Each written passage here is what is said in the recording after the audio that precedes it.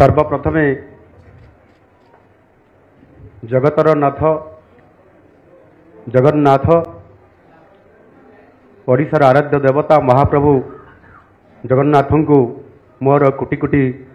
नमस्कार और प्रणाम जनाऊँ। आज महाप्रभु जगन्नाथंकर आशीर्वाद रे आज भारतीय जनता पार्टी ओडिशा प्रदेश रे एकक संख्या गरिष्ठता हासिल करी आज सरकार प्रतिष्ठा करिबारे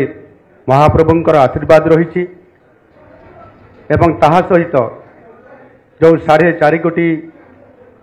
ओडिशार लोक माने जो माने कि एथर परिवर्तन करिवार जो संकेत देइथिले एवं ताहा कार्य परिणत करी भारतीय जनता पार्टी को पूर्ण समर्थन करी बहुमत रे विजयी करी आज भारतीय जनता पार्टी को सरकार आनी से 4.5 कोटी ओडिया को मोर कोटि कोटि प्रणाम जनाऊँ धन्यवाद दूची। एवं आज जो दीर्घ 24 वर्षर शासन थिला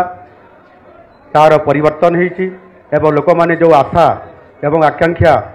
एवं ओडिशार विकास पई जेबड़ी भाव में भारतीय जनता पार्टी प्रति आस्था प्रकट करिसंती निश्चित भाव में भारतीय जनता पार्टी आगामी दिन में ताकू संपूर्ण भाव में पूरण करने सहित ओडिशा को भारत वर्ष रे 1 नंबर राज्य में परिणत करने निश्चित भाव में आज संकल्प नौछि एवं ता निश्चित भाव में आगामी दिन में कार्यकारी करिबो।